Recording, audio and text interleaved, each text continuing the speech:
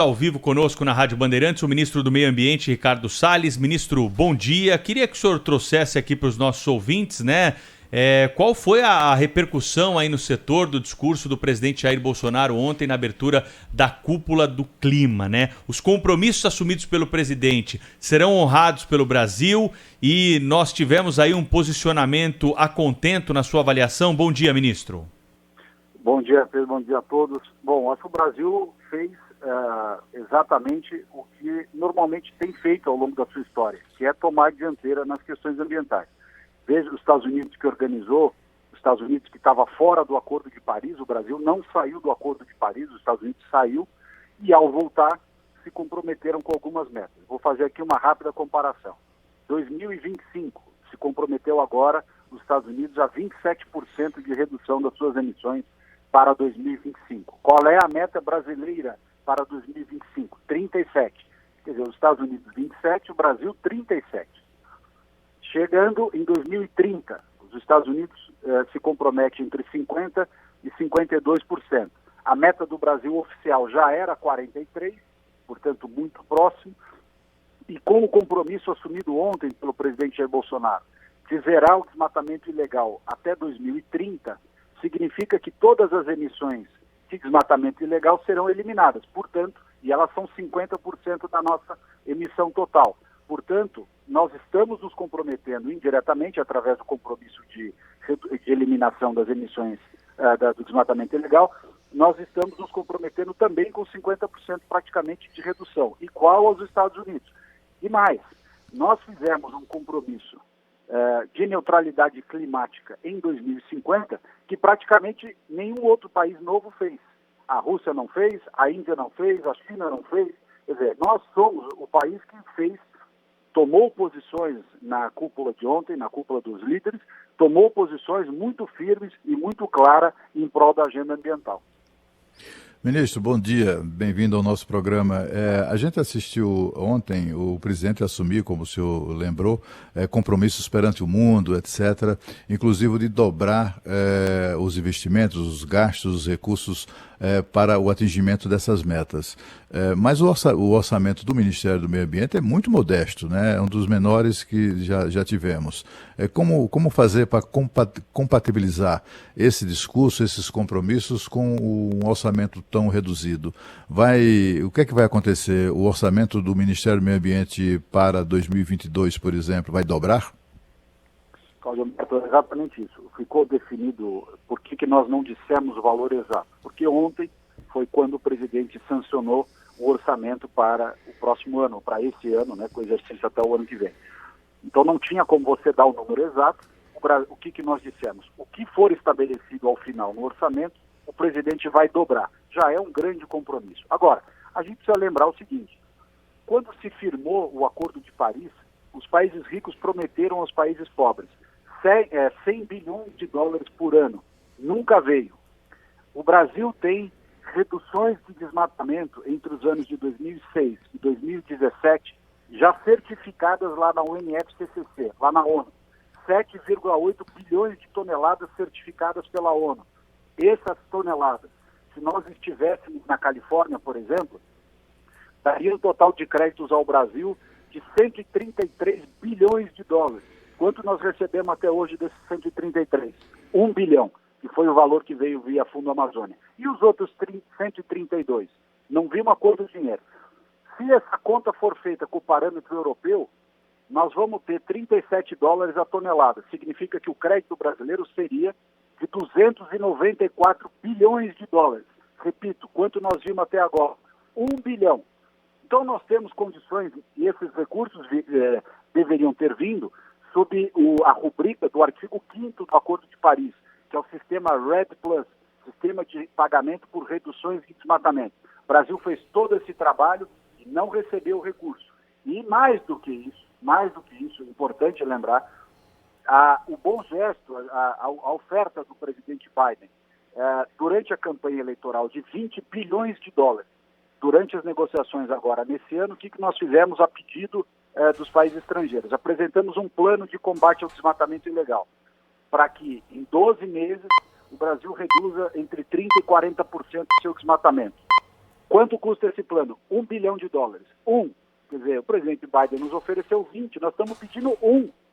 Então é absolutamente correto o Brasil ter essa postura de cobrar créditos de carbono, pedir para que se efetive parte daquela ajuda de 20 bi através do plano de 1 bi, cobrar os 133 do sistema Red Plus. Agora, nós não podemos ser o país que, desde lá de trás, desde Kyoto, desde o protocolo de Kyoto e do Acordo de Paris, faz todos os gestos, todas as ações e nunca recebe o dinheiro. Nós precisamos ter essa compensação. Afinal de contas, quem degradou o meio ambiente sob a ótica das emissões climáticas foram os ricos.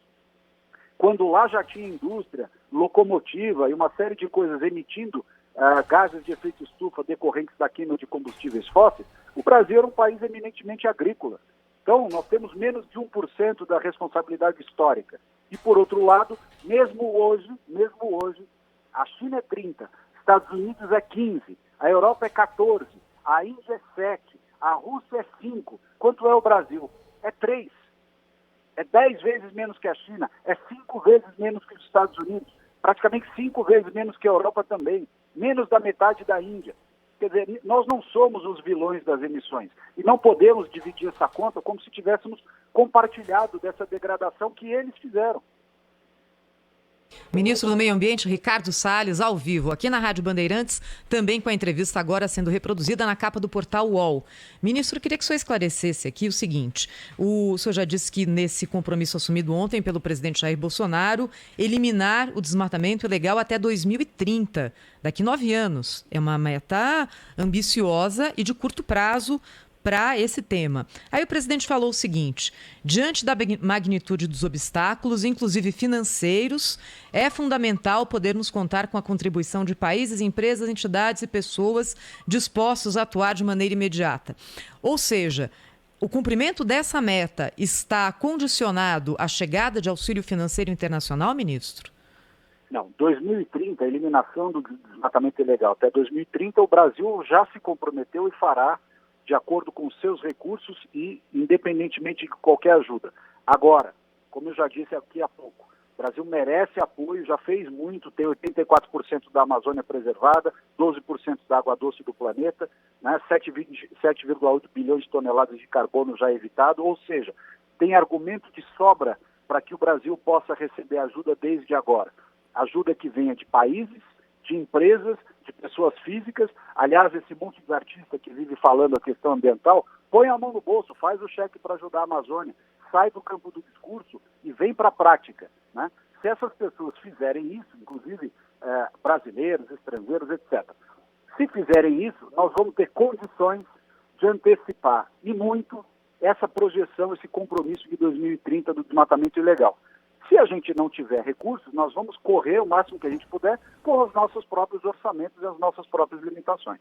Ministro, o presidente Jair Bolsonaro, né, também falou sobre o uso de tropas aí para fiscalização, né? Claro que esse é um assunto que a gente já debateu aqui internamente, mas algumas tropas elas foram retiradas, né, de pontos estratégicos aí da floresta, até anunciadas aí pelo Conselho da Amazônia. Qual que é a importância disso? Como avançar nesse ponto? Isso depende do orçamento? Precisa ter ajuda dos estados? Como que o Ministério do Meio Ambiente está analisando essa questão, hein? Bom, o Conselho da Amazônia foi criado para avançar em 5 pontos. A regularização fundiária, infelizmente, ainda não foi feita, mas é extremamente necessário. O pagamento pelos serviços ambientais. Nesse aspecto, o Ministério do Meio Ambiente conseguiu fazer o programa Floresta Mais, que é o maior programa de pagamento de serviços ambientais do mundo. Terceiro, a bioeconomia. Infelizmente, também não avançou, nem agora, nem nas últimas décadas. Não tivemos setor privado indo para a Amazônia. Quarto, importantíssimo, o zoneamento econômico-ecológico, que é uma espécie de plano diretor da Amazônia, né? Isso precisa ser feito, e são 2 razões pelas quais o Conselho da Amazônia foi criado, foi para realizar isso. O 5º ponto é o comando e controle. Comando e controle até agora se deu através da operação de garantia da lei da ordem, que você está se referindo. A previsão é que ele termine no dia 30 de abril.